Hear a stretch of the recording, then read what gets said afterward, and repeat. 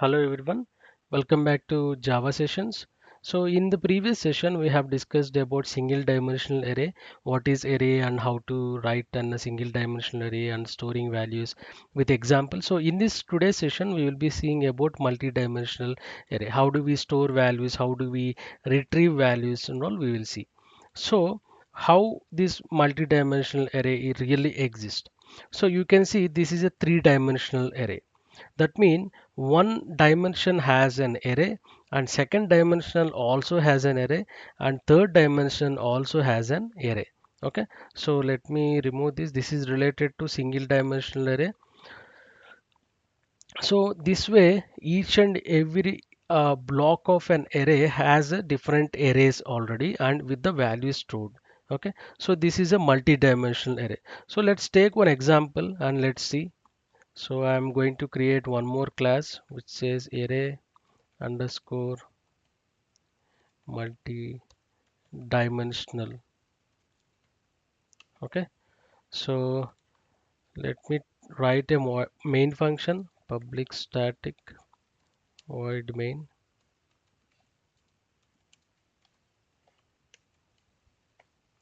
Okay, so let's take this example. So the way of declaring multi-dimensional array is this is an example.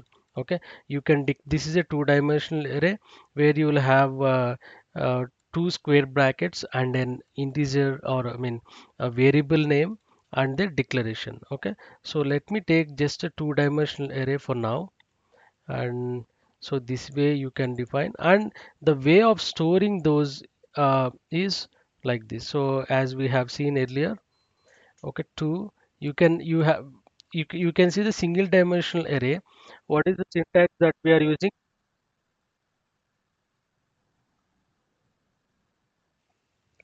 We are using single dimensional array like this. We are storing all the values in a square flower brackets, right?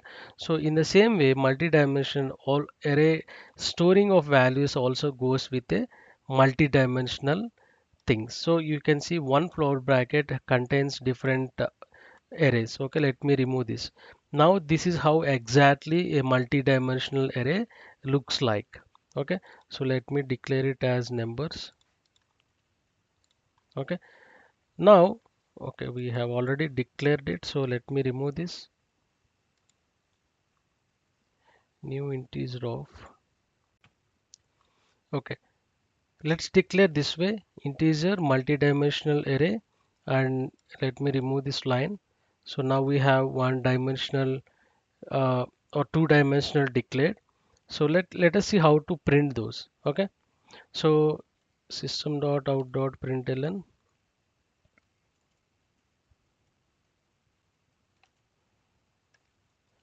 So value, I'll try to print one value now. So I'll call it as numbers of 0, okay, and 1. Okay, these are two rows. Okay, basically these are called two rows. So let me show you in a, so assume these are two rows. Okay, now let's print this 0 comma 1 and see what we get. Okay, if you observe, so this is the first array, okay, 0th array, and the what is the first value? 1. This is 0 index, this will be stored in 0 index, and these will be stored in a 1 index. So 1 stands for 7. Now if we give 2, it will print 9. Okay, see it print 9. If we want to get some values from the second row, that means index will be 1, and if you want to get the third value from here, you will have 3. So if you run this program, okay, it's not 3, but it starts from again 0, right? 0 1 2.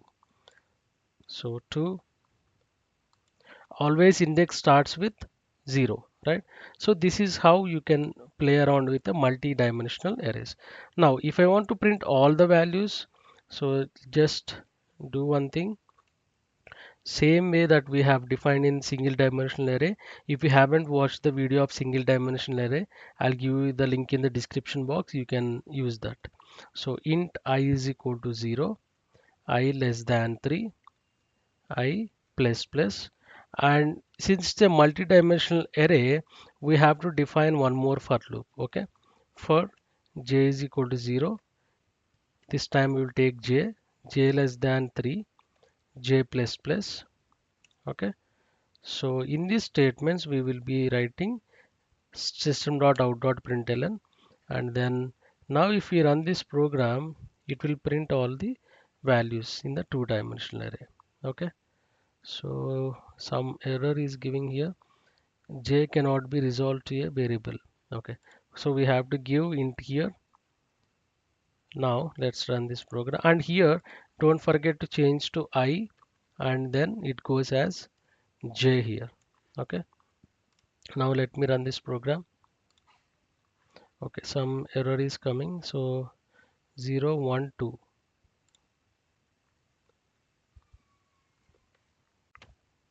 Okay, we have to specify 2 here because we have 2 dimensions, right? So this first for loop specifies how many dimensions. So we have 2 dimensions, and in the next for loop, this is for printing the values. So how many values are there? For each array, 3 values. So we are specifying 3. And the first number here less than 2 represents the dimensional value, and the 3 value here represents the value stored in the array. So that way you can print your for loops, print your arrays without using multiple statements for printing those. So this is how a multi-dimensional array works. Okay, you can define as many dimensions as you need, and you can based on your requirement. Okay, so this is all about arrays, and in the next session we will deal with the strings, string classes, string objects, string buffers and all. So keep learning, just practice. I'll be giving this code in the description box. You can just have a look and practice, and take play around some examples taking strings, floats and all those, and just do some practice to get hands on. Okay, and that's all for now, and have a nice day. Thank you.